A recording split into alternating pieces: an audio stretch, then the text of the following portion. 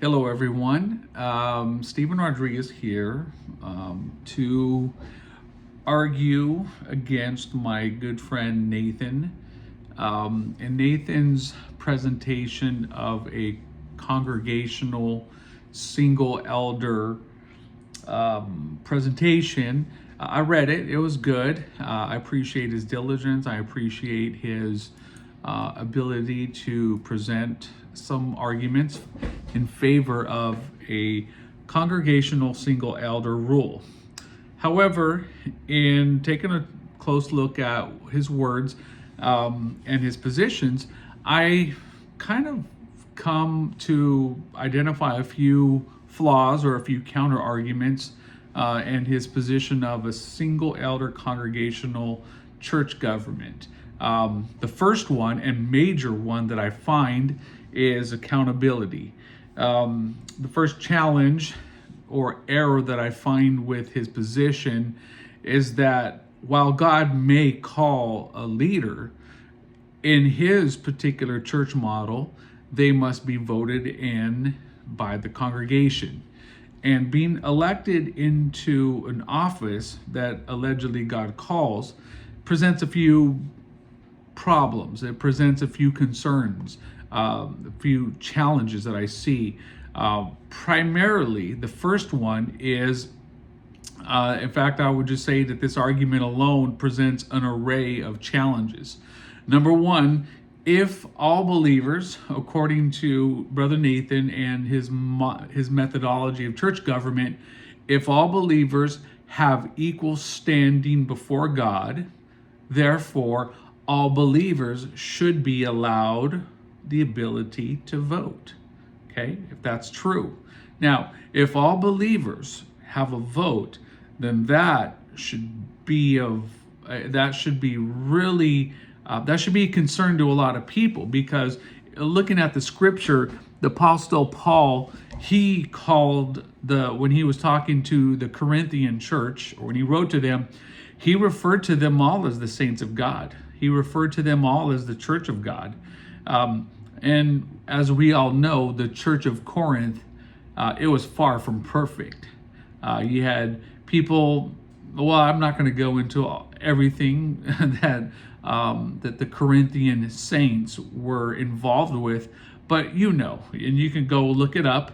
And in the congregational single elder rule, these people who are involved in sin, idolatry,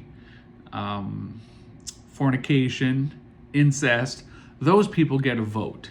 Now, that's a challenge. That's a problem in my view. So do you, all these people who are in sin get a vote. So do you really know people do you really want people who are in fornication to be voting for a pastor? Do you really want people who are in fornication, incest, idolatry? Do you really want somebody like that voting, taking a spiritual matter serious and voting? That's a problem for me. Secondly, the second problem I see with a congregational-led vote is that if you agree with my first argument, then you have to ask yourself, well, then who decides on who gets to vote? Okay, if you agree with me on the first, then not everybody should vote, because you really don't want an adulterer voting, taking a spiritual matter. You really don't want people who are in sin voting. So then how do you determine who gets to vote? Is it determined by by the offering basket? Is it determined by the attendance record? Seems like it could be a bit sketchy when deciding who gets to vote. So the fact that an entire church gets to vote in a pastor, it presents a lot of challenges. And finally, the one that I find probably the most troubling is that what if there's two or three candidates for the church? What if two strong candidates arise? What if a third? What if a fourth? Does one Do they debate? Do they stand before the audience on a Sunday and campaign? Does the existing pastor have influence? What if you are running for the office of pastor against somebody else, and you win, but you don't? It's not a landslide. What if you only win by 2 or 3 votes, and the congregation has 400 members, and you win the pastorship, but by only 5 votes? That means that almost half of your church did not want you as their pastor. That's challenging. And what if that person who lost, are they excommunicated? Are they asked to leave the church? What kind of influence will that person have going forward, knowing that he almost won the pastorship? So a congregational single-led elder presentation, as Brother Nathan states, where the pastor is chosen by the congregation, presents an array of challenges. The second major challenge that I see here with Nathan's argument is that those who are assisting those who are assisting the pastor, the elders, the deacons, whatever you want to call them, the board, the core team, whatever terminology you want to use, what power do they have? Are they only assisting? It seems that Brother Nathan is suggesting that this group of leaders is just an assistance. There's no power there because it is a single elder rule. So once the democratic process is invoked and somebody is named a pastor, it's no longer a congregational elder. It's no longer a congregational led church. It's a single elder. Now, talking about that power and authority, we all read Brother Eli Lopez's paper on the single elder congregation, and what he highlights in his paper should be an alarm to everyone. It really should be an alarm to everyone in a congregational led church, and that once a pastor is elected, as Brother Nathan suggests, once a pastor is elected into office, there's a very slippery slope between a single elder rule from becoming a strong pastor rule. Brother Nathan mentions in his argument that that there will be spirit-filled pastors in the congregational-led groups.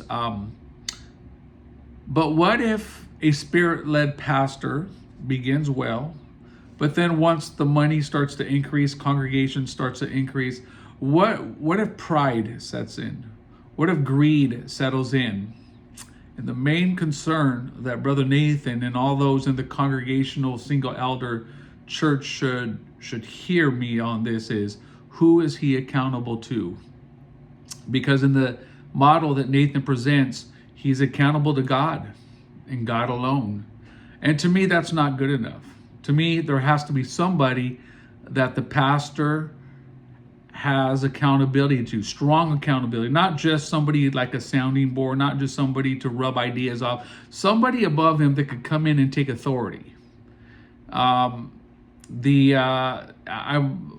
suppose another argument that I could make out of Nathan's paper or talk is that the inclusion of the Old Testament as a founding precept for a congregational-led group. Well, unfortunately, that doesn't work in the New Testament because the Old Testament, Bible is primarily dealing with the nation of Israel, the people of God, not a church. So examples of church government should be in the strictest sense found in the New Testament, and that's where we find the church. I'll end my rebuttal to Brother Nathan and to others with the following question. Did the Apostle Paul have the authority to remove either Timothy or Titus from office? If one of those two men went off the deep end, did Paul have the authority to go in and remove them? Not just them, but any of the elders that he installed throughout the book of Acts.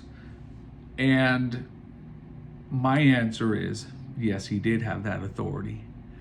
And that authority from top down is not a congregational single elder church model. So, good day. Have a good afternoon. God bless.